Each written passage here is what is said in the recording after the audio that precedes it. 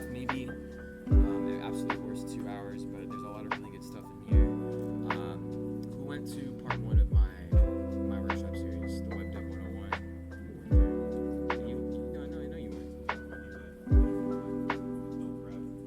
Oh yeah, never mind, you were there. Alright, well, I'm on no prep again, so I apologize. It's been a very, very hectic last 2 weeks. But I've given this presentation also 3 times, so hopefully it should be like back in my hand at this point. So we'll go ahead and get started. For those of you that did go to the last workshop, we're going to start with a little bit of a refresher, and then we're going to start going over kind of all of the additional stuff. The last workshop we focused mainly. Oh, do I still have the logo? Or what tab is it on?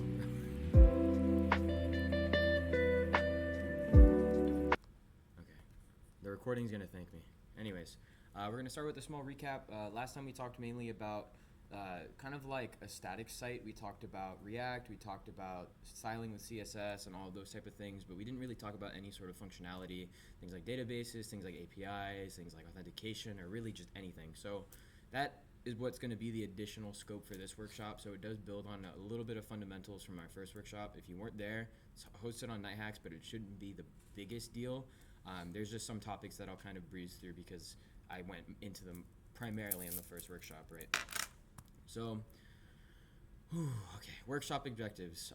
The first thing is, what is a stack when it comes to web development? There's a lot of different pieces, a lot of different core technologies, so we want to identify those so we know, when we find the new tool that comes out, we find it on, I don't know, Reddit or YouTube or something, like where does this fit into the piece of technology that you're building with, right? You will learn more about the existence of T3. This is my preferred stack of choice. I also did want to plug this because it's what our dev team uses, so I think teaching you all might kind of help me out in the long run, because maybe, next semester, put in a PR or something like that, right? And then 3, attendees will learn more technically about implementing components of the T3. The reason that I personally really like T3, one, to use it and to teach it, is because it's made to be plug and play. From the moment you scaffold it, it asks you what database do you want to use, what type of authentication provider do you want to use, do you want to use this, do you want to use that. And I think that that's really, really cool because it lets you find your comfort zone, but then have a 20 to 30% margin of let's try new things, right? And I think that that's really, really cool to have a framework like that, which is why I found myself gravitating towards it. I've done T3 projects with 4 or 5 different kinds of databases, different ORMs, different APIs, so that's a big reason why I like it and I like to teach it. So as for the table of contents, again, first we're going to start off with a review from workshop 1. We're then going to transition into what is a stack, then T3, and then some more specific details on how to use it. And this is where we're going to get a little more code heavy in part 4. So as for our review, we're going to talk about client versus server a lot. Who remembers the whole client versus server spiel for my first workshop? A little bit? Okay, all right. So we'll go over it. Good thing I have this review here. And I do know, I realize that half the room hasn't, so I'll spend a little more time here because I think it's a really, really important concept for the rest of the stuff that comes on. So, see if I have the diagram. Yeah. So, just some differences between server and client that I want you to keep in the back of your mind if you've ever developed a website or if ever done anything like that. The difference between client and server is a line that you need to understand and draw in order for all these technologies to make sense. So, the client is the machine the site is being viewed on, which sounds a little interesting when you're using localhost. The way I like to think about it is the browser. So it's not your laptop, it's your browser, right? So on your phone, the client isn't your phone, it's Safari or Google Chrome or whatever you decide to browse the web on, right? And the reason I say that is because when you're developing an app locally, your laptop is both the server and the client. So think of client as web browser. Your server is the machine that the site is being hosted on. This is also where all of your resources are going to be, your database, your API endpoints, which I'm going to get into in the rest of this workshop. But there's no user interface. And what that means is there's a lot of things that the server does not have access to. So some good examples of that is maybe where your cursor is. You can never ask your server to know what page or where they're looking at on the screen, because that requires it to be loaded on Google Chrome for us to then infer things about your session, right? So there are different examples of things you can't use. Maybe things like what language you're viewing it from, like your native Chrome language. We're not going to know that on the server, right? So there's just a distinction between things you need to understand. And when you're developing locally, your server is the terminal. So that's the server, your little VS Code terminal. So that's why I like to say the difference between machine and web browser, because when you're running localhost, you're on port 3000, your Google Chrome is the client and your terminal is the server. So you're kind of doing both at the same time, right? So let's talk about how websites are granted by the server. This is like the most simple diagram known to man, and I really recommend that you guys look into different rendering paradigms because it's a really, really fun thing to explore. But this is a very simple way to put it. Essentially, when you type in a URL, you do like nighthacks.org/hello, .html or whatever. It would go to the server. The server would say, hey, I know where that file is. It would grab the file and it would send it back over the air, and then your page would load. So if you ever went to a website and you know that little freeze, like maybe a half second, full second where you're waiting, that's when the request is going to the server's preparing it, and it's sending it back. So that's how typically things work, right? So there's a certain kind of gap here. This is called a round trip, where you're not gonna have any resources from the server, you're kind of in this waiting state, right? So that's something to think about as well, and a problem that we need to solve fundamentally. So I'm gonna talk about React because React is kind of very popular framework. It's employable, it's approachable, people use it a lot, right? So how React works, a typical React app, a single page client application, is the server or the client requests your application. The server then kind of packages up this like React bundle, you could call it, and sends it to your client. Now, once your client gets it, there's actually an extra step now. So do you remember the step where we're waiting for the server to send back the package and we see nothing? We then have now the added latency of when it gets to the client has to instantiate everything. It has to actually unravel this package and create that React app. So there's a lot of problems with latency in React in a lot of cases if you do it the wrong way. So when you get the application, it's gonna take a little bit to render, right? So that's one of the problems that a lot of people thought about, you know, in more modern web practices. So that is called what I just described, client-side rendering. And by that, I mean the client renders everything, right? So when we send the React bundle over and it hits your web browser, that little extra time it takes for it to unpack, to unravel, to initialize is the process of rendering, and it requires your client to do that. So on the server, there's no content that's meaningful. It's just that React package waiting to be sent. And when you get it, you then unravel it, right? So this is the core concept of normal single-page apps with React, with something like Vite or Webpack or whatever, Core, whatever, like all the old technologies. So this is what typically happens. And so this is a very simple diagram I drew, very artistically inclined here. But essentially the server is holding on to React code and a React bundle. You request the site, it sends the React bundle, and then there's the process of rendering by which you make the React app, right? Now, again, there's some issues with that, and things can get really, really bad if you have API calls, right? Because maybe the React app, not only do you send it to the client, so you do one, so here's the terminology I want you to remember, round trip. That's when you go from the client to the server and back, right? So in this case, the client would go to the server, ask for the app, would then send the React app. That's one round trip. Then when the React app initializes, maybe it needs something from a database. It would then take a second round trip to get the stuff from the database, send it back. And now you have that problem for every API or database call if you don't do it the right way, right? So that's kind of an issue that a normal React app has.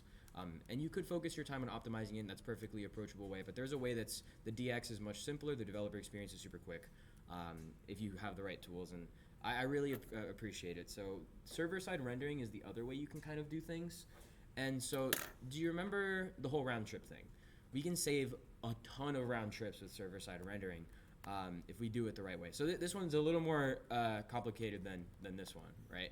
But just to talk about what happens, essentially the user is going to request the site, and instead of sending over this React bundle, it is going to essentially, in a very simple term, fill in and render all of the stuff that it can on the server first. And so why do I say the stuff that it can? If you remember at the start of the workshop, I mentioned that there are certain things the server physically does not have. Things like your language, things like your current state of the screen, right? So it gets everything that it possibly can. It is like a server greedy approach. Everything that can be server will be server. The browser then renders that HTML, but it's not interactive because the interactivity comes from the React. So basically you can imagine it's being rendering content, things that don't require your input, because again, you need to actually load it and use the browser to do your input. And then it sends over both at the same time. It sends over all of the HTML that it's been greedily prepared, and then it also sends over all the JavaScript, all the React. And so the beauty of this is that when you load the page, you're going to near instantaneously get all of the content that doesn't need the React. All of the stuff that we greedily made, right? You get it instantly. You get to read some things, you get to look at some things while the React loads itself in. So that's essentially what server-side rendering is, right? And this is a paradigm that we talked about already in the other workshop with things like Next.js, but this is a paradigm that you can employ as well when you're creating APIs, when you're creating databases and stuff like that, right? So keep this in mind if you have any questions at any point about server and client, because I will be using that terminology. Please stop me before I keep going. I now open the floor. Any questions? Cool? All right, if you have any, feel free to stop me. But this is essentially what server-side rendering is. The server grabs the data, and by grab the data, so when it prepares the HTML file, imagine you need something from your database and you only need it once, right? For example, a really good one that prefetches a lot is your username or your profile picture for an application. That's ideally in a normal session never going to change, right? So you can greedily, in this part right here, instead of sending the code over, it instantiates it, asks for the username and the profile picture, and then sends it back. In this sort of rendered HTML that we can make a database call already, because the database lives here with where you're requesting the site from, right? In most cases. So now you're able to save yourself a round trip, because getting a resource from the same server, like getting from server to server, is a lot quicker than a round trip, because round trip has to go through the internet, right? You have to make a request through the internet. So that's the concept of server-side rendering, right? That's all I have for this for now, but again, like I said, it's going to be a foundation for all of the tools that I'm going to expose to you in things like APIs, databases, authentication, etc. So let's talk about a stack. So what makes up a stack? There are 3 core components that always come up. It's the front end, the back end, the database, right? In the case of the front end, that's how are you making and styling the website, the actual thing that goes onto the client that people see. So really good examples of that is anything JavaScript. Actually, that's a bad example. The line's been blurred. You can write APIs of JavaScript now too, but front end, React, stuff like that. There's also your API. This is how you're going to be doing things. This is how you're going to be retrieving resources. You're going to be calling your server and stuff like that. And then there's the database. There's all different types of database. There's SQL, NoSQL, document, relational. If you guys want more on databases, I have like a 50-minute little quick workshop up on the Nighthacks channel. Look up Nighthacks and databases, and I dive all into databases there. I would recommend watching it. It's a good watch. But those are the 3 main components. Then there's 3 more that I kind of like throwing in here, because they're things you should consider, and they're things that the T3 application stack does consider for you. Authentication, right? Authentication is important. How are we authenticating our users, making sure our app is secure, but also that there's a sense of uniqueness to your users, which I'll go over in a bit. Where are you hosting it? There are a lot of considerations on that. And then this whole server-side rendering thing I was talking about requires like a server framework or a meta framework. That's also something else that is kind of considered when you're talking about the T3 application, right? So what I'm going to do now is I'm going to talk about all 6 of these conceptually. Why do we use them? What is their place in the development? And then after that, I'm actually going to tell you what T3 has for these things, the code examples and stuff like that. So we're going to first understand these 6 things conceptually. And again, if anyone has any questions, stop me. So, databases. Like I said, if you really want a good understanding of databases, watch my workshop. I went 50 minutes just into databases, and I'm probably going to spend 7 today, right? So databases are a really important thing for a few reasons. One, you need a consistent formatted way to modify your data, to create a new user, to get your user from the database, to update them when things change, and to ultimately delete them. And that acronym is CRUD. That is create, read, update, and delete. It's why you use a database. You need ways to do all of those things, right? Another thing, some databases also offer relational mappings. These are really useful and optimized ways to represent deeply related data. So an example of that is, if I'm a user can have posts, and a post can have comments, and a post can have likes, and comments can have replies, and those replies and those comments can also have likes. See how we get these really complex relationships? Relational databases give you ways to procedurally query all of those using a whole bunch of optimizations that we don't need to go over. Just know that it's quick. And if you tried writing it yourself, you'd need CS2 and beyond, right? So Database is super cool. Another thing is ACID. This is basically just saying you want your data to last. Let's say you loaded all of your data for a web application into an array for whatever awful reason. You refresh the page, the data is gone, right? So that's something you need to consider. You want data that persists, you want data that lasts, you want data you can operate with efficiently, right? So that is what databases are all about. I got ahead of myself here. As you can see, I talked about the acronym create, read, update, and delete. So this is what a relational database looks like. I don't want to go into NoSQL document databases because Mongo will be the death of me. Thumbs down in the back. It's terrible. I'm personally not a fan, but for quick prototyping, it's not the worst thing, right? So this is an example of a database. I also did reuse the slides from the private workshop. Look, we got Carlos highlighted right here. But this is what it would look like. You can represent a relational database almost like a spreadsheet. And so each of these rows right here is essentially a piece of data. It's an entry, right? And then each of these columns Is it called metadata? is what? Like with the categories of like the first name, last name, or is that something completely different? In the terms of databases, no, that's not metadata. That's mostly for like things on like metadata is hard to explain. I can mostly explain it on websites. It's kind of like the hidden data, but this is just the actual raw data in the database. Each of these columns is like what the data is. So for example, these are all the first names, the last names, etc. And the really cool thing about relational databases is you can make requirements, you can make types. So for example, age, you cannot insert like hello into age. It will have a huge fit on the front end. And so this is what a database looks like under the hood. And as you can see here, this makes it pretty easy to understand if you think of your database as a spreadsheet. Please do not use a spreadsheet as a database. There are people who unironically do this, and you have none of the optimizations of a database. I will be very sad if you have that idea because of this, but it does look like a spreadsheet. As I could say, for the relational databases, you could actually represent all of the relations in a thing called an entity relational diagram. If you've taken POOs, that 3-letter thing like haunts you. We have to make these for POOs, so if you haven't taken POOs yet, look forward to that. But this is just kind of an example as well of how we can represent deeply nested relationships with our databases, and querying them is super, super cool. And so here, Carlos misspelled his email in Blade. I thought that was funny, so I put it here. But this is the relation that I was talking about. So we have users and members in Blade. Why do we have that? Because we want the user that you sign in with to have multiple profiles. So a user can sign up to be a member of the club, pay their dues, get their shirt, or they can sign up to Hack in the Hackathon, which is currently a work in progress. But we wanted to have like relationships. So we had one user that had all of the capabilities for all of the different profiles. And so within Carlos's member, like the Night Hacks member, it points up to his user. And so when we have a hackathon, like a hacker table, we would then have another row for Carlos, and this right here, his member or user ID, would point to the same thing. So that's essentially how the relationships are represented. And again, there are a ton of optimizations under the hood to fetch all of that stuff. You should never touch the IDs, never manually edit these in a database. By the way, when I say table, you can imagine that as its own spreadsheet. So the hacker table is where all the rows and columns for the hackers are.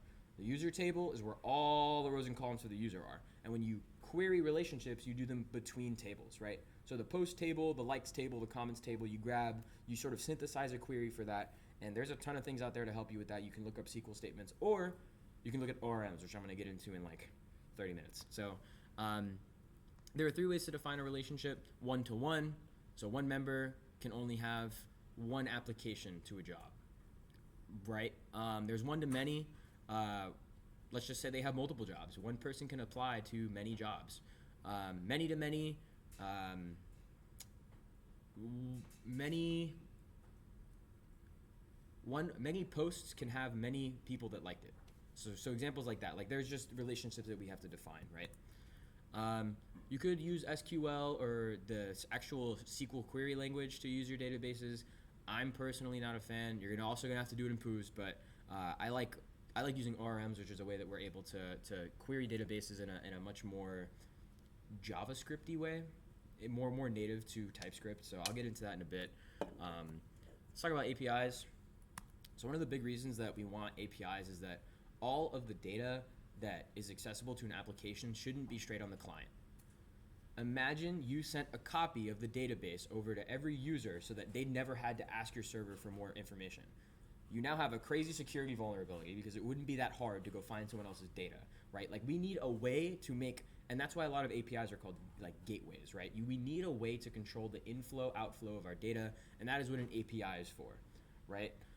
So not all information should be accessible to the client. Yeah, imagine sending the password to your entire database to the client and then they kind of run it locally or whatever. It's a bad idea, right? Another thing is you really like to create separation of concerns. This is a coding pattern that's talked about a lot. You kind of want to keep all of the back-end logic and the front-end logic separate, so we don't really want to send over all of those important information to a client. This does also allow for a paradigm that's really, really cool. This allows a single server to handle many clients. So that means you have one API server and a bajillion users sending requests to the same server. You don't have to have any repeat code. It all goes to the same place. It's all handled in the same place, right? So APIs are a necessity. It's just about everything that you do. And they don't just exist on the web. There are APIs within the graphics rendering engines on our computer. It's essentially a way to open up logic to something else. So once you make an API, you're opening up the logic of your server to your front end. Or if you have a public API, like some you might have used in personal projects, like cat images API, like they open up their resources to the world, right? So that's how APIs work. And then also having all of your data funnel in and out of the API also lets you regulate who has access to it. This is where authentication comes in. If you didn't have it go through the API to check its authentication status, you couldn't do that, right? That's just not something that works. So this is the original diagram that I pulled earlier when it comes from, the server side rendering. Now, this next one's gonna look a little complicated, but remember how I talked about round trips. So let me see what I was trying to say here. So the browser first gets the page, right? We first ask for, hey, I want hello.html or whatever our React application is. The meta framework or the server then sends forward the page, right? Now remember how I said if you have any data, we would then need to take a second trip back to the server for whatever data we're requesting from the database and then send it over, right? So this looks like a lot, but the moral of the story is typically you would need to take 2 round trips given an API call, right? Because you ask for the React gets here, the React renders itself, the React then goes, hey, I need an API call, and then it goes back. So again, this is an unoptimized paradigm. We want to make this better. So what the hell? I don't remember putting this. Another example before I get into server-side prefetching is when you have a server as well, when you have multiple clients running into your server at once, the beauty of it is as well is a lot of API frameworks have their own like request queue, so you don't need to worry about any issues like that. You can have multiple clients per server. So this is a complicated question. Can you call an API on the server, right? Because we want to go back to this paradigm where the API is going to go to the database, package the information into the HTML, and send it over once so that we can solve this issue, right? Our ultimate goal is to do that. So can you call an API on the server? So for example, a good way that we could think of an example that we'd want to call the API on the server is imagine we wanted a function that let us insert into a table, but only if we were an admin. So we're going to have to go to the server. We're going to need to get whatever API call it is for insert. But in the check for that, this special API route, we'd also need to call some sort of function to check if the user's an admin. So in a traditional REST API, there's some weird things for this. There's always cookies that you could do, but maybe you don't want to put the admin in there. So it's a little complicated. So I want to talk a little bit about the difference between REST and RPC, which is probably top 3 most complicated things I'm going to be talking about in this workshop. But they're really important things, and they did come up on 2 of my interviews when I had RPCs on my resume. So I low-key got put on Fraud Watch the first time, so I'm glad I learned the second time. But essentially the biggest difference is REST is you're making it's resource oriented, right? So when you call a REST API, you ask the CRUD operations for a user. So you're like, I want to create a user, I want to update a user, I want to read a user, delete a user. All of the things are based around the objects. It's like the payload, it's the JSON, it's the data. And REST APIs do need, as a standard, have JSON as their body, right? You need to have JSON in, JSON out. It is also stateless. So what that means is that when you hit the REST API, it has no sort of memory in and of itself. It just goes, okay, here's the resource, right? So when you ask for a user, it sends the user. Done. Now, RPCs are a little more complex, and they are harder to implement in most cases. But when something's harder to implement, that usually means it's better, in most cases, right? RPCs are a lot quicker than REST APIs for the sole purpose that they don't need to follow a JSON web standard. And instead, they encode all of their payloads in binary. It's a serialized sort of transfer. It's a lot smaller than JSON, right? That's one of the big things that RPCs have for them. I don't think I have a bullet point here. But instead of being object-oriented or resource-oriented, RPCs are what's called action-oriented. And they do have state on both the client and the server. What does that mean? That's complicated, right? Let's bring it back a little bit. What this means is that when you call... I need a diagram for this.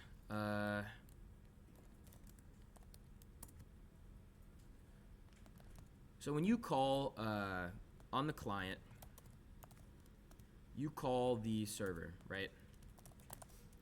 For a normal REST API, it would send a request there, and it would be like, okay, I'm sending back the resource. And then it would just wait until it gets the resource, get it back, and then do something with it. Pretty straightforward.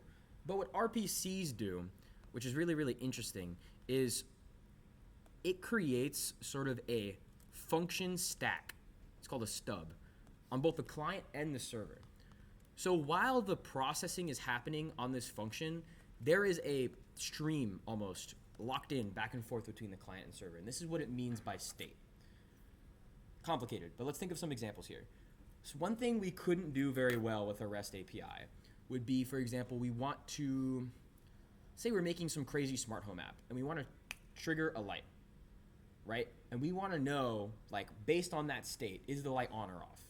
So when you call, like, turn on light or something like that with an RPC, your client and server are both going to know the state of the procedure you're calling. It's hard to explain, but does that sort of follow? So for the rest, you would have to like ask if it's on, but with the RPC, you have they're constantly communicating. There's a with each state. other. There's a state shared between the two of them. Yes. Yeah. Now you could send like some weird like hack together REST request to turn it on, and then before you turn it off, send like a query like is on, and then grab it and then do another request. Like it's weird, right? So not only is it faster because of the whole binary serialization thing, which is super nice, but you have state on both sides of the application.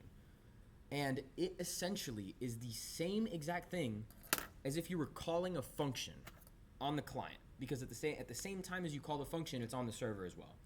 So that gives you some really cool things of like on, I gotta sneeze. Never mind, no I don't. Anyways, that gives you really interesting things like on complete, on query, on error. So you have a lot of different ways that you can define, since it has the full state of the function. As something happens, you have that state accessible to you. And so if something goes wrong, you know if the RPC errored out. If something goes right, you know if it queried. If something finishes and the function call goes away, you know when it settles, because they have like a call stack on both sides. And I'll show examples of that when we get into the code. It probably makes no sense right now. Hopefully a little bit, but when we get there, it'll make a little more sense what I mean, right? When we get to the RPC part of the code. Any questions on this before I move on? All right, let's go back to our original question. Let me see if there's anything I forgot to say here. Yeah, so again, it's the same thing I said.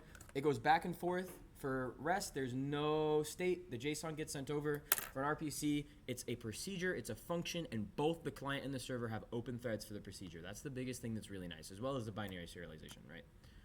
So the answer for the calling the API on the server really is that it depends.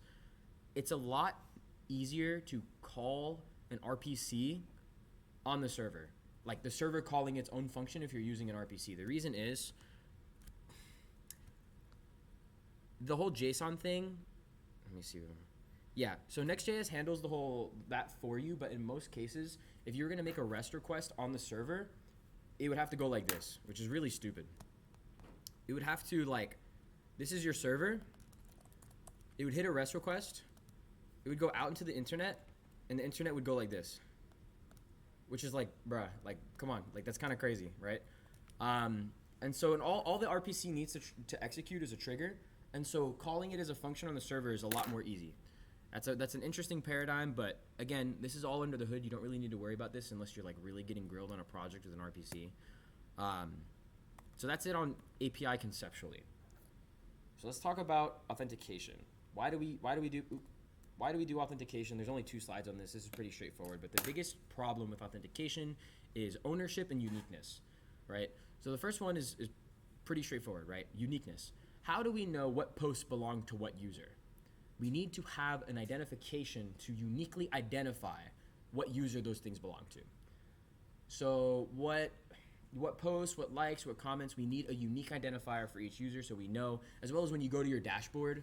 Imagine you went to a business dashboard. Like let's say you just went to like PayPal and we didn't check users. You would just have to like scroll through every other person's financial data until you found yours. Like there's no way to uniquely give it to you. And so then you'd have access to everyone's financial data, which like isn't good, right? Permission as well. Can this person access this resource? Are they an admin? Do they belong to the organization that the resource has? So when I log in, am I able to see someone else's payment information? No, because I have authenticated myself, proven that I am me, and then the server knows every time I talk to it, hey, get it for user A, and then we get back the data that belongs to us. So if we didn't have authentication, the only way we could have some sort of unique data is you'd have to like enter your name when you requested to the API, but then it's just like an honor system because I would just enter like someone else's name and get their data, right? So that's the authentication, as well as user information. In terms of OAuth, there are a lot of really cool fun things you can extract. Like if you have someone sign in with like a Spotify OAuth, you might be able to like get their playlist or something. I'm not sure if that's true, don't fact check me. But I know on like LeetCode, because we built it for CodeJoust, if you log in with your LeetCode OAuth, you get their LeetCode credential. So then if you use APIs on LeetCode, you can pass in the credential and it'll actually update your LeetCode account. So that's like a lot of really cool things about authentication is that there are like resources shared through authentication providers, but that's interesting. Most of auth will be abstracted away from web devs these days. There are a lot of amazing authentication frameworks. Just don't use Clerk. Authentication consists of 2 to 3 vital components. You need to have a user. You need to have a session. That is essentially saying who is currently logged in. Have you noticed that you don't have to log into a site every time you open it because there's a session stored on the server for you so that you don't have to do that over and over and over again. There's also the auth account. Like I said with the example of LeetCode or Spotify, if you do have an OAuth, you'd like to store that information. You'd want to get all that stuff extracted from the user. As for the hosting, this one, some things to consider before I go into actual hosting providers is cost. How much is your server going to cost, right? There are a lot of things online with like free tiers. There's Vercel. I don't know what else there is anymore. I just use Coolify, but there's Vercel. There's scalability. If your app does somehow blow up overnight on CS majors, how can you sustain a certain number of users concurrently? The load that your server can take, that's something to consider as well when you're hosting, as well as ownership. Ownership is a really, really important one to me, and I'll explain why when I get to the hosting. I would say it's not biased, but I think it is. Ownership is really important because you have full control over what your server can and cannot do. My best example is Vercel. I built an AI app on there once, and they have a maximum 3-second server call. So if my API ran for more than 3 seconds, they would outright terminate the call. And so I built an AI app. What AI app completes in less than 3 seconds if you call an API? So just like that, I had my whole thing centered around Vercel. I was pushing feature by feature by feature, and then I hit that one bug, and I'm like, I'm cooked. There's nothing I can do. It was that or pay the $25 a month. Start spending money.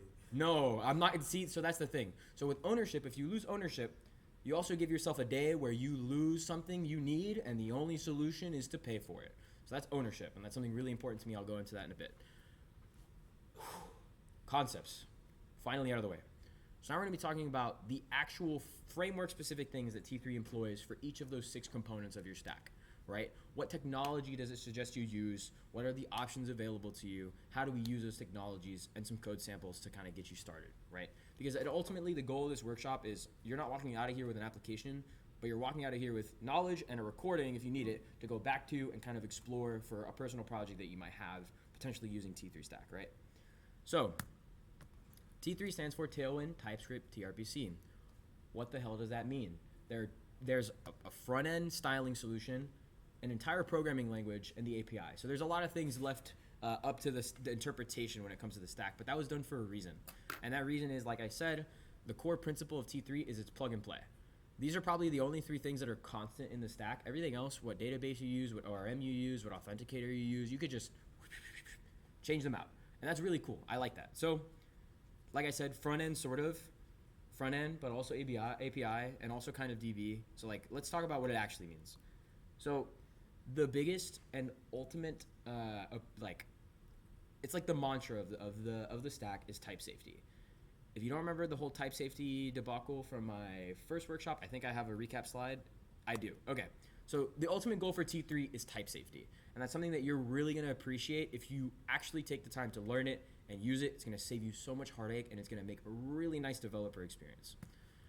So why type safety is important? There's two reasons. One of them is error handling. This one gets less important to you as you continue to get more advanced in the stack, because eventually you're just not going to write as many bugs, right? But the biggest thing is that error handling, the types will be able to check for you, because in traditional JavaScript, you can make a function that takes in a string, right?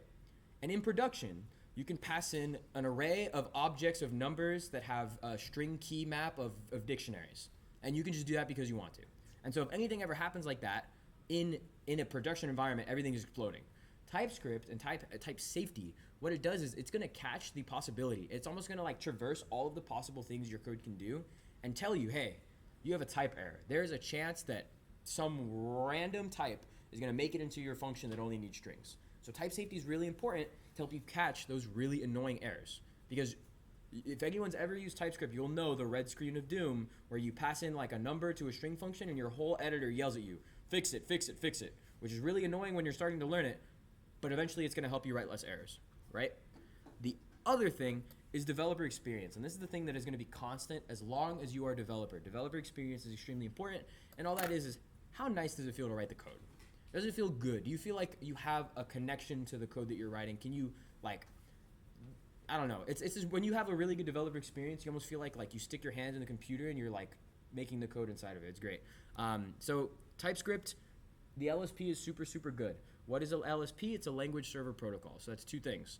The autocomplete, when you start typing something out, what does it autocomplete for you? As well as the syntax highlighting. So these are two things that are really, really important to us. I'm going to show you the real power of TypeScript and the TypeScript LSP in the next slide. So this looks like a whole bunch of mess, but let me follow my cursor. Are you guys able to see my cursor? Let me see if I can get... Okay, I got a pen now. Okay, so up here, we define a type for like a menu item. Like this is just an example of code that I've written before. We define our type for the menu item up here. Why did I do that? Anyways, down here, if we do, so I've created an array of menu items shown right here. Don't worry about the syntax, this is React syntax, but the point is, filtered items, right here, is an array of menu items. So when I do filtered items dot, all of these right here, what are they? They are methods you can do on an array. So my editor knows with full confidence that I'm working with an array. Why? Because I've typed it right here. Map, pop, push, reduce write, reverse, all of these are array functionality. But then when I index at 0, we now know that if we index into the array, we have the item in it, and that is a menu item. My LSP now knows, I wish I didn't draw over it. Right here is a description field. There's a description field. Right here's an ID. There's an ID. So this is why TypeScript makes a really great developer experience, because if with anything that's typed, hopefully the packages you're using will have a TypeScript support, right? You get this crazy thing, like a Discord client, and you type Discord dot. You will learn so much about the actual things you're using, you're importing, especially if you're working on a team. You have no idea how much like that will help you. And I was busy working with Blade, and I had no idea the Discord docs. Oh my lord! If you have to go through Discord like REST API docs, I'm so sorry for you. But the way that I was able to do it, I completely threw away the docs. I did Discord client dot, and I went through all of the methods, and I intuitioned my way through it. So you go all the way through, and you go, okay, Discord client dot send messages. And I'm like, oh wow, that makes sense. And then you go inside of the function, and you press Control space, and it will tell you all of the members that the function takes. which is an amazing experience. So again, type safety, type safety, type safety, and I'll show you examples of that as we go on. So type safety is super nice, and the T3 stack is all about type safety everywhere in the stack. So, what is T3 actually? Database, they're completely unopinionated. As I say, you can swap out however you want. So they do encourage ORMs. I'll get into what an ORM is. As for the API, TRPC is the backbone of T3, mainly because of its type safety. You could imagine what the T in TRPC stands for. Type safe RPC. Congrats, right? It is an RPC. It isn't REST, so that's why I made that distinction earlier on. Front end, React is pushed. Tailwind is optional, but Tailwind's great. If you don't use Tailwind, try it. I'm a fan. As for authentication, it is also, again, unopinionated. It gives you the option for no auth if you have an app that doesn't need auth, or Clerk or NextAuth. They recently got sponsored by Clerk, so I'm hoping the option for NextAuth stays because I'm more of a fan of NextAuth. It's an open source authentication framework. There's also a hosting platform.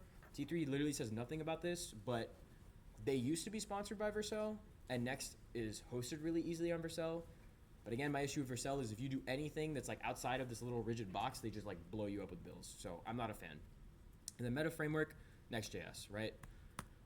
Okay, so let's talk about what T3 says about databases. We're gonna do the same sort of format. We're gonna go through the 6 things. We're gonna talk about the code. We're gonna talk about how T3 does it, right? So ORMs. Remember how I said I don't like writing raw SQL? It doesn't make you think like you're in TypeScript anymore. It's kind of sucks. So ORMs are the solution to that, and those are object relational mappings. There are 2 big ones, Prisma and Drizzle, that have their own different approaches, their own drawbacks, etc. But they allow you to work with your database as if the entire database was a JSON object. So you can do like database.users.find, and it's a lot nicer than having to manually type out a string and then run like system call to call it. You have no type completion, no type safety there, so that's again, the whole idea is type safety. And so here is an example of what you would have to write if you didn't use an ORM. And you would have to put all of this into a string and then call like SQL.execute that string. So what's the issue with that? There's no types. So again, type safety, because it's just a string. There's no autocomplete, there's no rich highlighting for LSPs. These, however, are able to do that. So as you can see here, this looks a lot more like the traditional JavaScript. This is Drizzle. And so here, you're able to basically say, hey, grab from the schema for users, take the table, the users table, and we want, like this is how we're defining it. We want all of our users to have an ID, a name, a color. We're defining the columns in the database using just JavaScript with an ORM. Another thing is, ORMs basically let you sandbox the database before like properly deploying it, which is super, super nice. These are essentially what it looks like to query from it. And again, this is what you would have to do on a normal instance. You would connect to your SQL client. You would write a query as a string, and then you would call client.query. Again, the whole issue with strings, no type safety. So these right here, they like get really vertical with all the indents, but I promise the autocomplete's nicer. So this is an example of getting a user that has posts with comments. It looks almost like plain English with a lot of brackets and colons, but await database query, we grab from the users table and we find many with posts with comments. Not that bad, right? It does all of the weird SQL syntax for you, like joins and handling all of those relations. If you want to learn either of those, their docs are the best place to go, right? I'm not gonna go ahead and teach you every single query here. The other thing is, that whole thing I was showing you before, that is called a studio view. A normal database, you would not be able to see what's inside of the database. You'd have to write a script to fetch everything from your database and console log it to standard out. So database ORMs give you a really cool thing where you're just like, okay, let me run Studio. And now you can look at all of your data, make changes to all of your data with just one built-in command. Another really nice thing. Let's talk about what T3 says about APIs. So I talked about REST. I only want to touch on this briefly because REST is also extremely popular and extremely important topic in interviews. So it has nothing to do with T3, but just a little few words on it, right? REST APIs have these operations, as well as, so these right here, these are good to memorize and understand. They're kind of just like a very simple interview question, like what are the different REST operations, blah, blah, blah, blah, blah. And then there's different status codes. So for example, if you don't get back an object, they'll send you a code of like 200 means, okay, we worked, everything's fine. 300 is a redirect. 400 is basically saying you did something wrong. And 500 is saying the server did something wrong. So pretty straightforward there. This is an example of what a REST API would actually look like. So you would define each of the routes as a URL. So you can see on the top left, API/users, and we're just returning the users. This one here is like, this is a wildcard right here. So we're saying like, okay, we can put any ID here and it's gonna fetch from the database that ID. This is all pretty straightforward stuff. Options like Express, Django, Flask, all of those exist for REST APIs, but we're mostly gonna be talking about RPCs. So I'm not really gonna go over this. Anyways, so tRPC. I'm a big fan of tRPC, hence the title. It is a type-safe RPC framework that connects. The biggest thing with full stack development that was an issue for a long time was having your front end and your back end like integrate nicely. And so a lot of the issue was, if we come back here, this isn't like a whole separate section of your code base, right? The REST API. And the biggest thing is that in order to share types between them, you would have to manually type out every type in a types folder. So like every single one of these, this thing right here that I drew over, you would have like a file exporting like 50 of these, and you'd import them in different places and use them and ingest them, right? That sucks. That like stinks. So the really cool thing about tRPC is that once you define a procedure, it's going to automatically infer and generate the types for you. So again, it is just like calling a function, right? There's no issue with that type of stuff. So tRPC gives you some of these terms that we need to go over. Is like a little in their docs. They also have great docs. A procedure is the same thing as kind of like an endpoint. It's a thing that we can call, but in the terms of an RPC, they're called procedures, not endpoints, right? They can be three things: a query, which is going to read data, a mutation, which is going to change data, or a subscription, which is basically akin to a WebSocket. I'm not going to go into subscriptions at all or WebSockets because they're a little more upper level, but they're a lot of fun. If you ever want to make like a really cool interactive project, build something with a WebSocket. It lets two clients basically talk to each other by hooking into the server. Things like any multiplayer web game or anything like that is all WebSockets. It's a really good demo, but look into those on your own time. Query, basically it gets data. Mutation creates, updates, or deletes data. Any type of change, or one might say a mutation of data. A router is just a group of procedures, so we kind of want to separate our concerns. Like, we could make a bunch of user procedures and put them in the user router. Then you take a bunch of post procedures and put them in the post router, right? Context, middleware, and validation are kind of hard to explain, but you'll see them in code examples. A context is something that every procedure can access. At least it's really powerful in interesting places. You could just say, okay, let's give every single one of our procedures immediate access to the database. Because you could imagine, if you're calling an API, you're probably going to access the database, right? So there's things we can pass through context that are really powerful. Middleware is almost like a gateway to the gateway. It's what you go through before you even hit the API. So a really good example for middleware is checking your authentication state. So instead of your client, off-centered. In a typical sense, you could send the request to your client, it would get to the server, and then the server would say, hey buddy, you're not allowed to go there. And then you go here, right? It's like a whole thing. What you could do is you could allow middleware that basically, instead of even letting the request hit your server, it could be something malicious or it could be something wrong. Instead of it even touching your server, you want to keep all your precious jewels over here, right? You just block it down with a middleware, and then this middleware is going to check, are they authenticated? And if they're not, instead of even letting it touch the server, it's just going to loop back over here. So that's the example of middleware. There are a lot of frameworks that give you access to middleware. tRPC's middleware is super easy to work with. And so yeah, let's talk about APIs. So this is all going to be from the Blade database, or the Blade repo, I'm pretty sure. So this is all code for dev team, open source, if you want to look at samples. But this is, again, all of the routers we made. So we've kind of grouped everything. We have auth, we have stuff to handle dues, we have all of our event management, members, anything dealing with QRs, resume stuff, user stuff. So we kind of group everything into like their own little files. But essentially it's just a bunch of functions, right? So it looks like a lot of code, but we can go over to what this means. So this is a post router. Remember, a router is a collection of procedures. So let's go over the 4 procedures in here.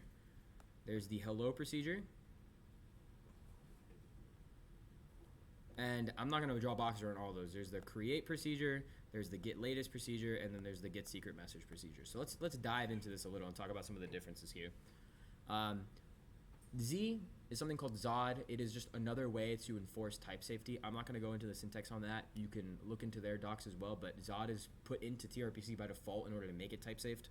So all this is saying is where the hello API takes in an input that's text, and then all it does is it sends back greeting, a greeting parameter like a body, and says hello input.text. Super simple thing. This is just a test thing in the dummy template.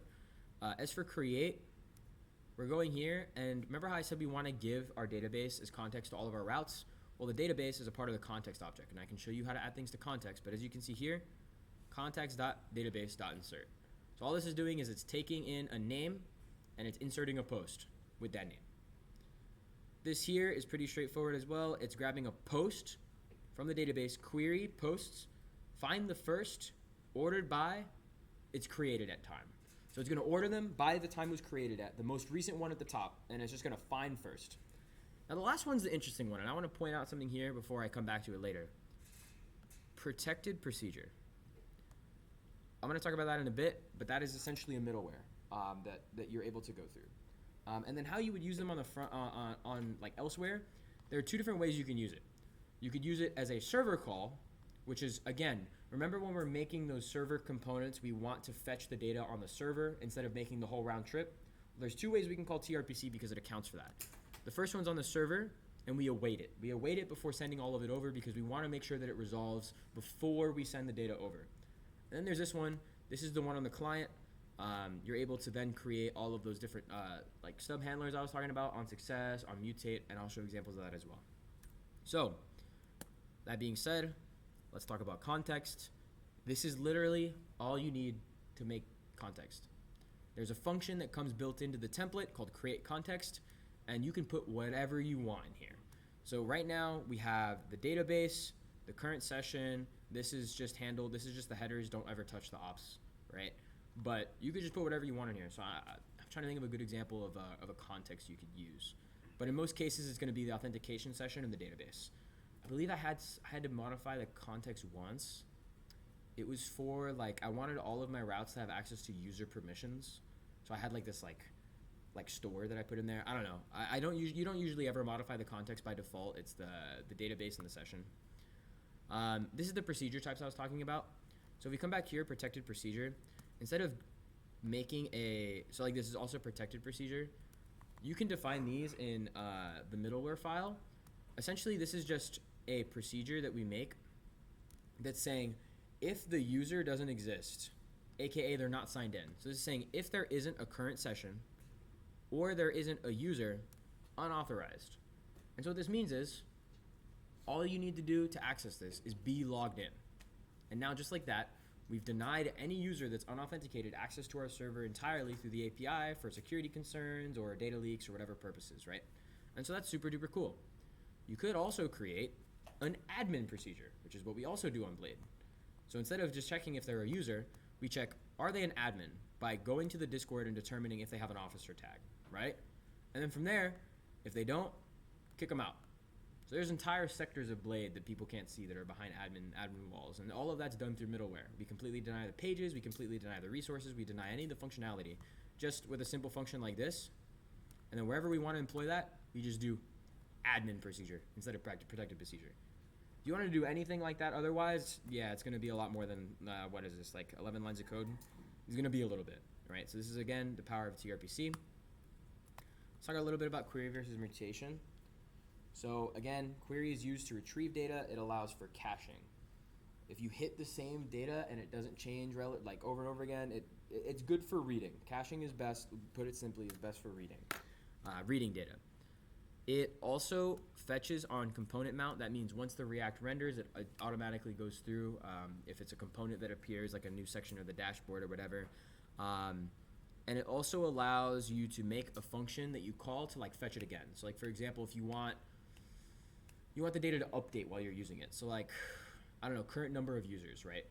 and when you click or current number of posts, and you create add post, maybe you'll want it to update the counter for number of posts. You'll just do a refetch, right? And then this one returns the data, error, and or refetch function. As for mutations, it is used to modify data and does not allow caching. Why do we not allow caching? Because if we're going to modify data, why do we care about what the old data was? Pretty simple philosophy, right? Returns a mutator function, and the mutator function is super cool. I'll show you some stuff like that. So this code is so terrible. This is from my first TRPC project, but I wanted to get an example of the refetch function. Essentially, this is the query. This is the query procedure. And what you can extract out of it is three things. The response, which is the actual data you're using. The refetch function. So this is the function that we call to refetch. So look, this is the example of where I use it. So I have a button that handles the submit, and it just refetches all of the data. So it's like, okay, let's pull back all of the new things since in the time that we've submitted. And then this is the little enabled flag. Again, their docs are super great. This is basically saying I don't want it to fetch right when we load in. I want to be able to click a button for it to fetch. Now this is mutations. Again, this also looks pretty crazy, but these are callback events. So basically, we have these four that come predefined. So there's on mutate. So whenever you call the mutation, we can have code in here run when we call it. And so the best example for on mutate is setting a loading state. So we can say loading is true. Why do we want that?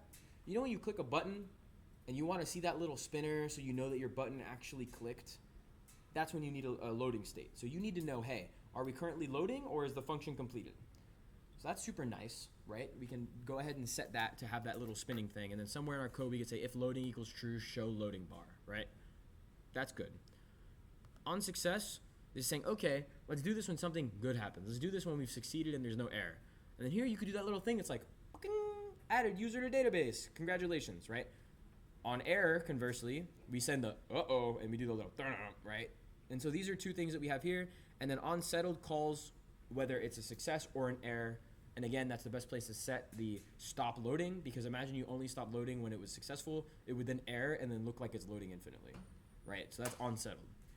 That's super powerful, and that's all because we have state on both the client and the server. This is a super, super cool thing. You can add a lot of really seamless, really smooth UI and UX features with this. And then this right here, the mutation procedure actually gives you a function. Notice how toggle permission is right here. So it gives you a function that has a mutate method. And then this call right here is what controls the stub for the client with all of this stuff. You don't need to worry about any of that under the hood, but calling this is how you actually start triggering all of these, all of that functionality. And then what you pass into it is just the input. It's just the input, right? Pretty sure. So again, this, despite all of this junk up here, the mutator looks a lot like a function. You're literally just calling a function. And so it's as simple as that. As for server side, you can also call the RPC server side. You just import it, await, you're good. There's no round trip, there's no fetching, it's all done right there on the server. And so this is for function or server components, right? When would we need server API calls? So I've been talking about this a lot. It's for the data optimization. So like I said, and I kind of already spoiled this, this is what I get for not rehearsing. Let's say we wanted to fetch the user data for a nav bar. And that nav bar is never gonna change. Or in a normal case, right? You could always set it up so that you could refetch it when it changes, but in most cases, that's not going to change. So instead of, again, doing the round trip where we take the client, or the client calls, we send the React over, the React loads, and then the React calls it and then sends it back, you're doing 2 round trips. Instead, you can just, in your component, before you send it over, like this, just say, hey, before, we're going to await if they're an admin, and then down here, this is where we would return the JSX down here. And we would have a little condition that's like, if is admin equals true, navbar, we show the elements for the admin navbar. And so now we don't need to do that round trip. So that's that data optimization.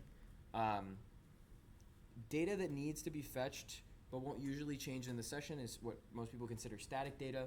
And then there's dynamic data, things that need to be fetched very, very frequently. In most cases, you're going to have handlers to redo that, and that's going to be a lot more round trips.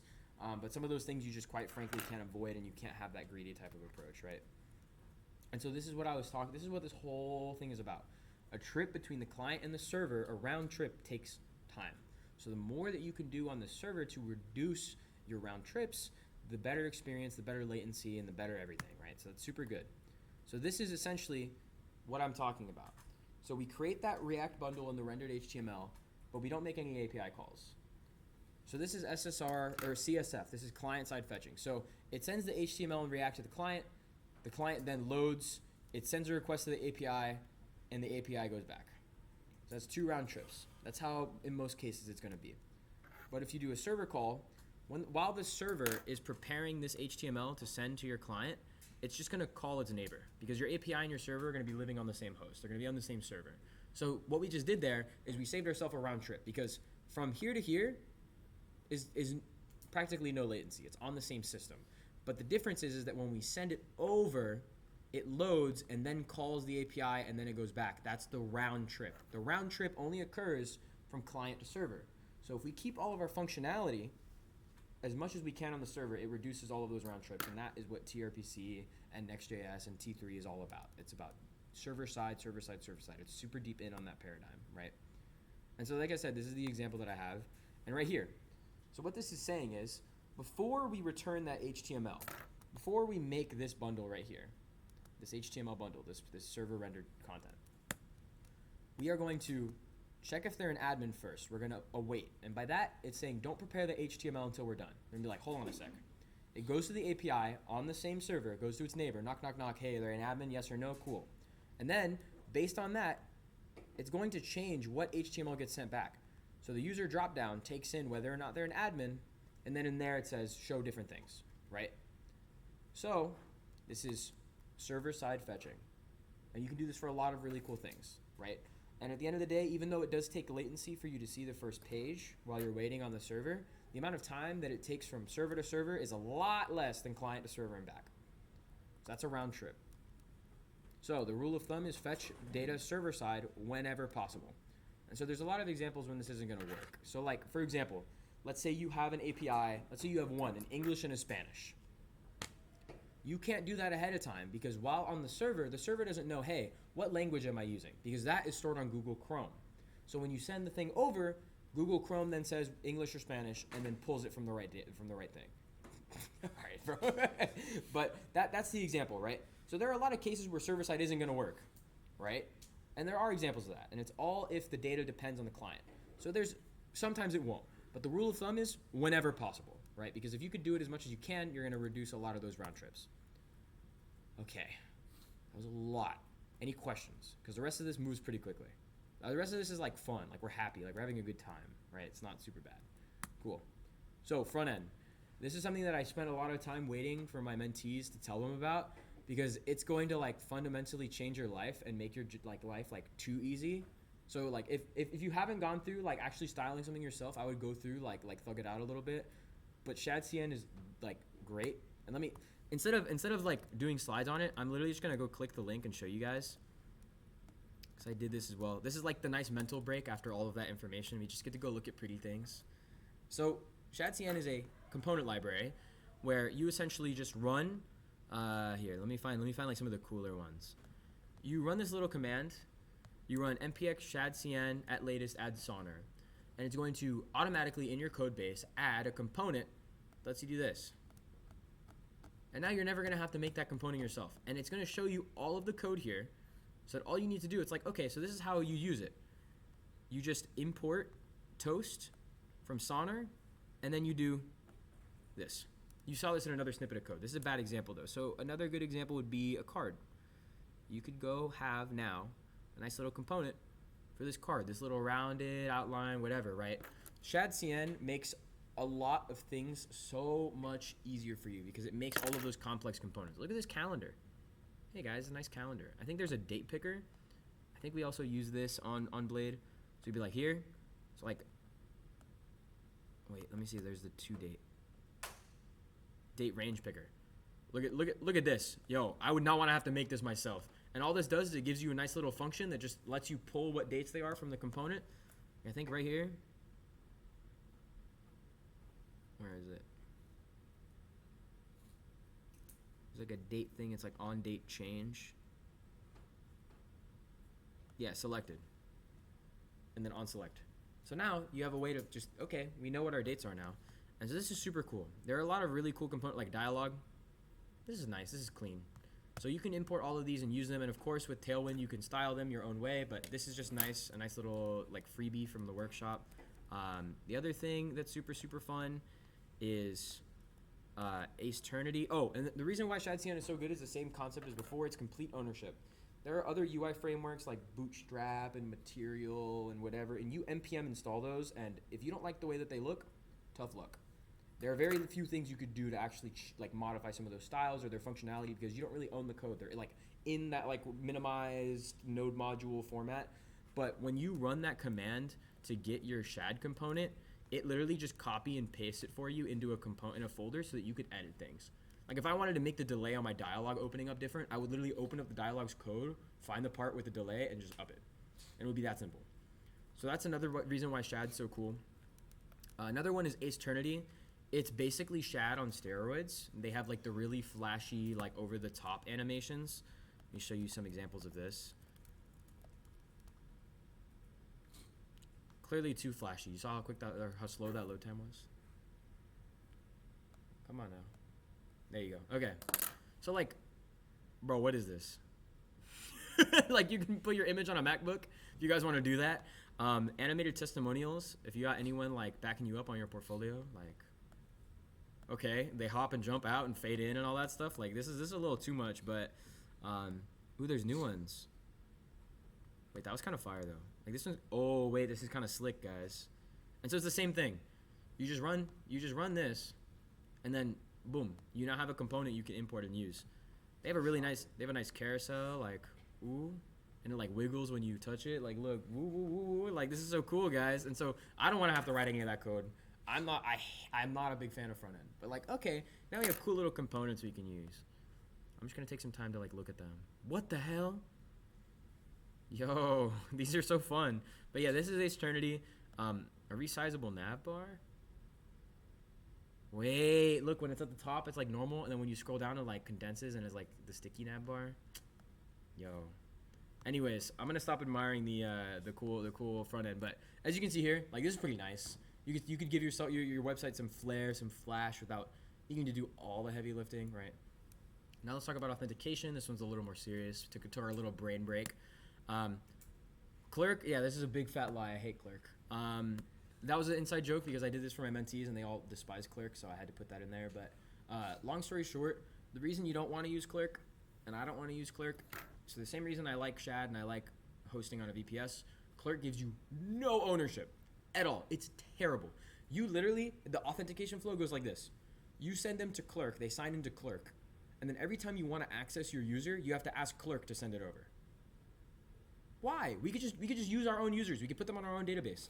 And so the thing with that is so that you have to pay to access your own users. So you're telling me I get these people coming here to my app, I get their attention, and then I have to give you their users and ask you for them every time? Like, that just doesn't make sense to me. So Clerk, I'm not a big fan. We did try to get them to sponsor though, so if they're listening, I hope that they don't take that personally. Server-side auth versus external SAT auth. So as I said, Clerk is an example of an external auth. It's paid. But the beauty of it is that you don't have to deal with literally anything. It's very easy to set up, right? You just say, hey, clerk.signin, clerk.getUser. Congrats, I have auth. Like, amazing, right?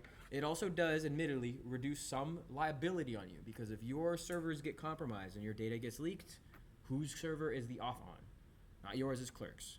So that can save you some liability concerns of if your data gets leaked and everyone's emails are put up and like, you know, if you're handling something worse than that, like pictures or information based, like in their user object, then it's like, that's a nice perk. But use an open source framework. Don't be stupid. You'll be fine, right? So for the server side auth, it's on the same server as your services. It's literally in your database. It puts your users into your database. You own them entirely.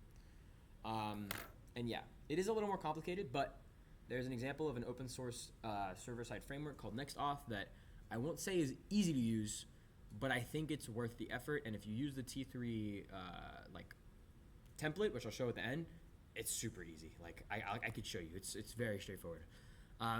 So as for NextAuth, they make this config for you, and they're basically saying, okay, where am I dumping the information in the database? And this is also auto-generated in the T3 template. This one right here is saying, what OAuth are we using? So I'm going to show you in the demo, I think, if I have time, and y'all are still here. But I can, if I want to log in with something other than Google instead of Discord, you want to know how easy it is? Delete the Google provider function, and then I type in the Discord provider function. And boom, you can sign in with Discord now. It's like, it's a little too easy sometimes. But if you have like a really like niche OAuth, NextAuth supports OSU OAuth.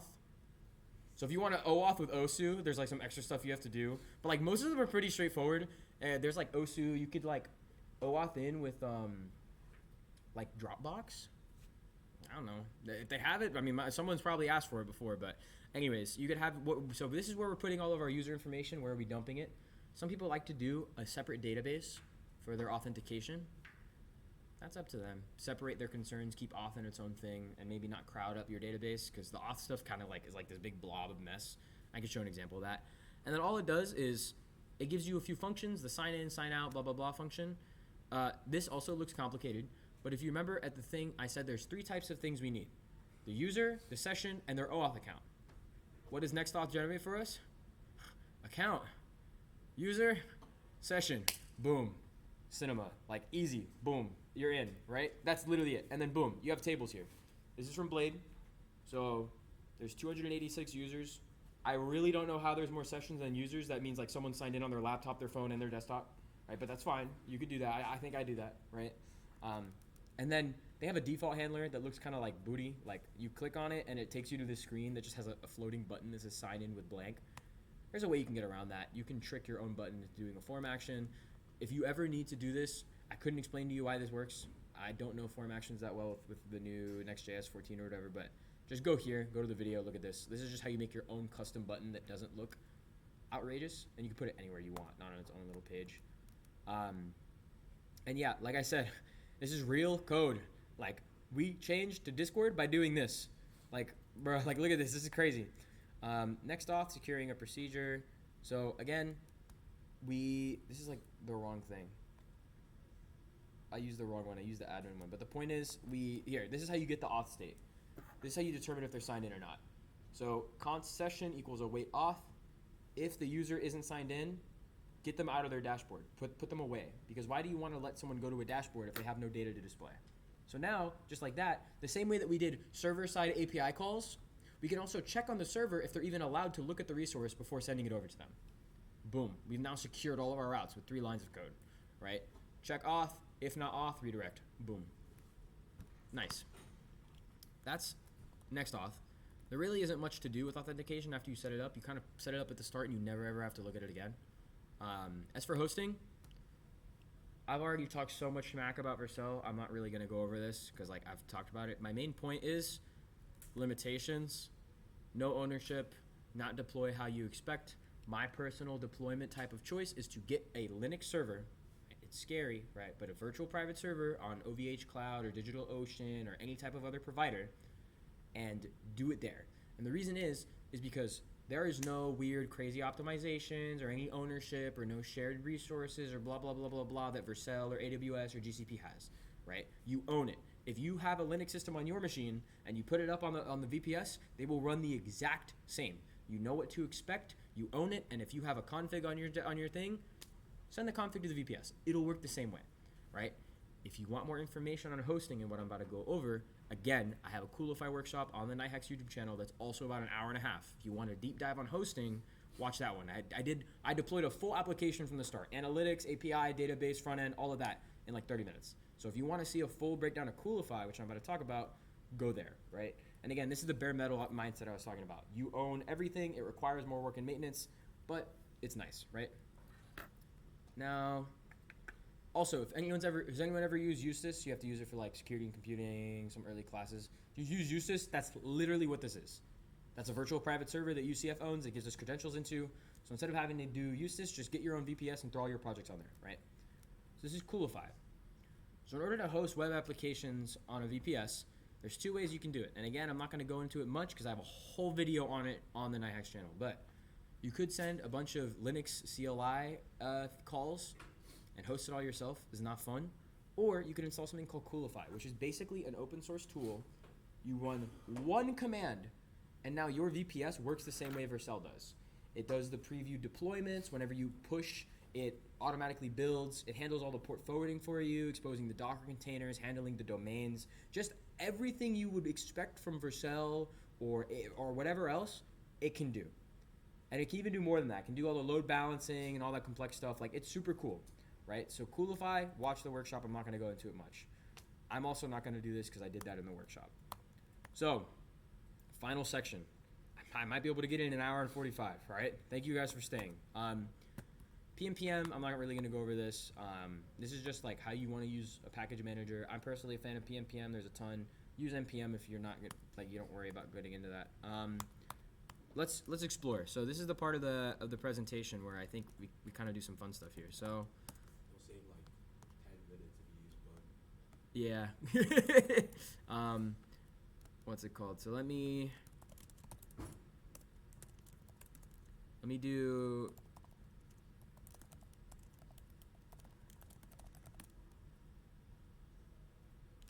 So this is how we create a T3 app. What will my project be called? Wow, I cannot spell. Workshop, demo, and let me watch this. Remember how I said type safety is the main answer? If you say JavaScript, it says wrong, using TypeScript instead. Tailwind CSS, I'm a fan. TRPC, yeah. I want next auth. Let's go into, let's do Drizzle. And again, the whole essence is plug and play, right? Super cool. Would you like to use the app router? Yes, don't need to worry about that much. All of these are super cool choices for database, except Planet Scale is a paid SaaS provider. I'm not a fan of SaaS, so let's go SQLite. The cool thing about SQLite is it's a type of database where it's made so that you could actually run the database like as a file on your system. So if you have SQLite set up, you could have like a local database super easy, and then like the main database somewhere else. So I'm gonna go SQLite. We're gonna go ESLint prettier. I'm not gonna bother with the Git repository because I'm not gonna push this anywhere, but you could even do that. And then the install script, yep. All right, cool. So we've now created a T3 app. It's loading. In the meanwhile, I'm gonna prepare something for us. So we're setting up auth, and by default, T3 has Discord Developer Portal as its auth. As you can see here, I've literally already created this as a test application because I did the same workshop already. If I go here, you could see I have T3 test already up. Actually, to make it easier, I'm just going to go ahead and use all of the things from here. But essentially, I don't mind leaking this. Once you're done with this, you're going to CD into, what do I call it? Workshop demo? All right, cool. Let me go ahead and add this to my current directory, and then we're just going to spend like 10-15 minutes just exploring. I'm going to show you all the cool things, all the things that I talked about. Where would you find them in the thing? It's going to go really fast right now, but again, if you're building with this in the future, just pull up the workshop video and you can pause and slow down and tell me to shut up every now and then and like listen, right? So here's the workshop demo. By default, it's going to have your env. For those that don't know, this is where you put all of the sensitive information. The reason you put it here is because by default, the git ignore won't send it to the GitHub repository, so you're not going to leak all of the important things. So there's the auth Discord ID. I haven't done this in a second. I need to remember where it's at. Client ID. And then client secret. Bruh. Anyways, if you wanted to do Discord auth, which is what I'm going to show because I feel like it's going to be the most popular auth type of choice, it's already in the template. I'm just going to fill it out now and show you all the code for it. But if you want to do that, you need to get a actual Discord like developer setup. So you literally type in Discord developer portal, create a new app like you just saw me do, and then all of this information will be publicly available to you. Fine. No one steal my account, please. Thank you. Okay, cool. So I've copied my secret. Steal my app if you wish. I have nothing on here. But these are the environment keys. You should never share these with anyone if you're building a real sensitive application. But right now I'm just demoing. I really don't care, right? So we can go back to the application, T3 test. And you can do whatever you want here. This is what the users are going to see when they sign in. And I can go ahead and show you that. So the first thing we're going to do whenever we're working with an ORM is we always want to run db push. Because if you don't, it's cooked. Like the database is going to throw a bunch of errors. Like this is just a rule of thumb. Whenever you pull something from someone else, you always want to run two things: db push and the install script. That's how you're going to save a lot of errors working on a team. Every time you get a new change, just run those like procedurally, get in a habit of doing it. Once we do that, we can start the dev server. I'm going to go here. Now, if I didn't have the environment variables, it would have thrown a fit. There's actually a file in here that basically says, hey, like if it doesn't exist, where is it? Basically checking, hey, are your environment variables in? If I wanted to prove that it would do that, I could go here, I could save, I could refresh. It's gonna give me an error. Hey, invalid environment variables. Okay, cool. So we come here, we're gonna refresh, sign in from TRPC. And now that I put in those Discord keys, sign in with Discord. Boom. That's it. So the template already has that. I can show you where the code for that is if you want to change anything. But remember how I came here, T3 test? If I were to change this to something a little more official, give it a profile picture, it would look a lot more like this.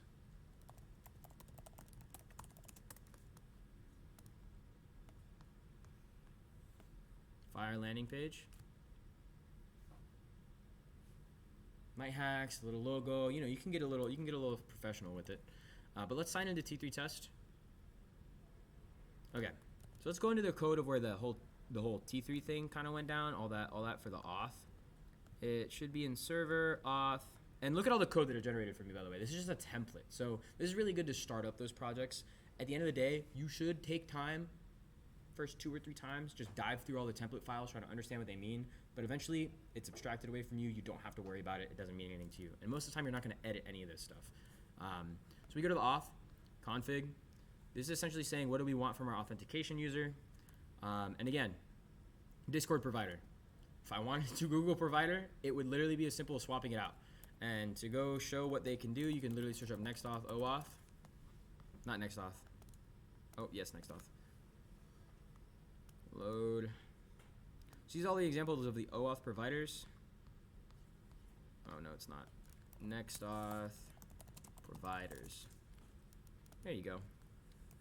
Let's go see OSU. Yo, I'm tripping. Where is it?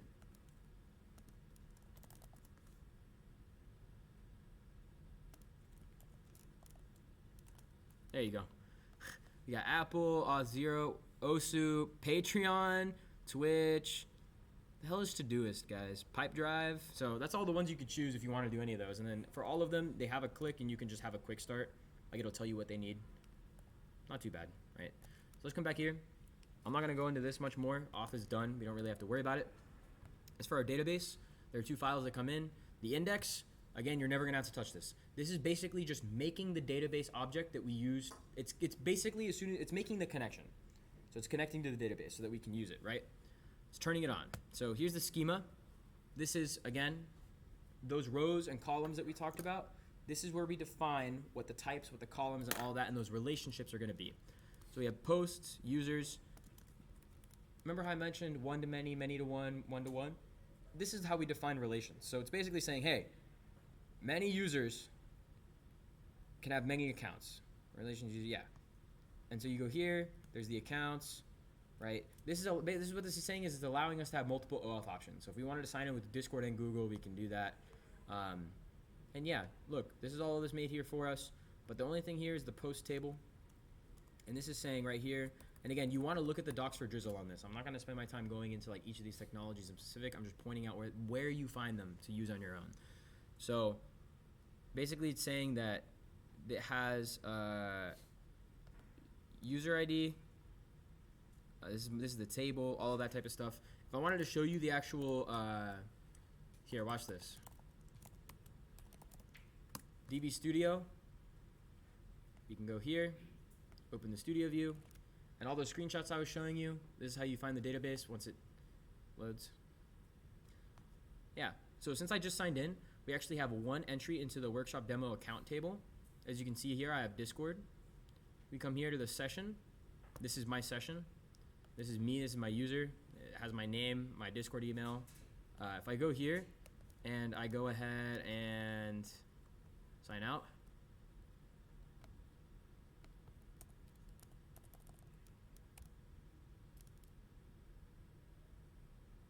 my session's gone. So that's the database view. Super cool thing to mess around with. I'm going to sign back in for the rest of this demonstration. Authorize. All right, so now let's start doing some posts. So I'm going to be like, hello world. Now is my most recent post. It's in the database. How can I prove it's in the database? By refreshing the page and showing that it still has the data. So again, this is the ACID part of the database. It's that the data persists. So I'm refreshing. Nothing's happening. Nothing's changing, right? Let's go into the post logic. I'm not going to go into the file structure because I did that in my first workshop, but this is the page where we actually do all of this logic. And again, we have the same structure. We're checking if the user is authenticated. If they are, or if there is a session, we're going to get the posts. And then down here,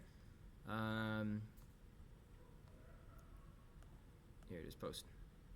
So this is, again, TRPC, right? We're saying this is the create post function. Utils.post.invalidate, something I didn't go over, but it's super duper strong. What you can do is you can basically say, okay, what this is saying is that every other post procedure that currently has a call stack, we're going to just wipe everything. And so that's really cool when you have like a get all posts thing and you add a new post. Wherever we've called get all posts, we're just saying, hey, try again. We're invalidating them. So that's cool for a lot of logic. That's a little more of a higher thing. But then yeah, once we get this data here, the create post, we let them type text into an input with the submit button. And again, I'm not going to go over this. This is just HTML, JavaScript, read up on W3 Schools for forms and whatnot. But the point is that on submit, we're calling the create post function. And what that create post function is, if I click into here, boom. This is the post router that I mentioned. We have the 4 different things. And if that looks familiar, it's because this is the screenshot I took from the default template. We have hello, we have create. And so if we want to go back here, hold on, let's sign out. So it says hello from TRPC. If we go back here, so we show that this the API works. If I change it, it would be like hello from Nighthacks. I want to show something here. So if I refresh, it says hello from Nighthacks. Now if I were to go to the post here, or no, yeah, if I were to go to the post router and change the hello to be a protected procedure. Now if I go back here, what am I getting? An error saying unauthorized. Because it's calling a TRPC procedure in a place that it's not authorized, and I get this error, and it tells me all that. So now if I come back here and I make this a public procedure again,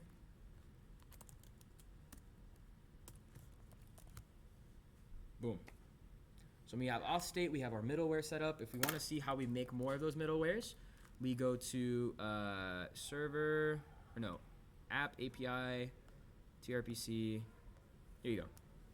This is how we create the context. Again, we don't really worry too much about this, but the actual, or no, the middleware is here. It's somewhere. Another thing you could do is you could do Control Shift F and just do. There you go. So now if we wanted a new middleware, like we wanted to have a middleware where it's like if like is Dylan procedure, we could do export const.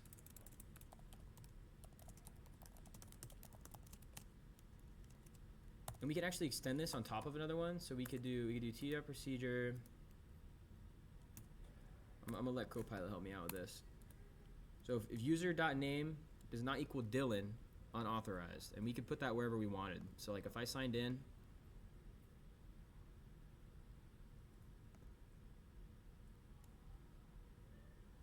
my username is Dylan. Yeah. So now if I save that, I come back here to my post router and I make hello your most recent post.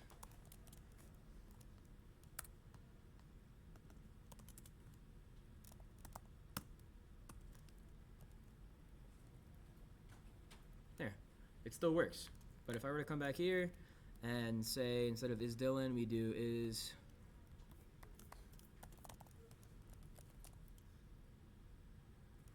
I get the error. So lots of cool places you can mess around with TRPC, change those things around, and if you wanted to add any new procedures, it's pretty much as simple as just finding the name that you want, the type of procedure, saying if it's a query or mutation, and then handling the input, right? So that being said, I think I've covered most of the things in the stack briefly for the video. Are there any questions at all about literally anything in the workshop?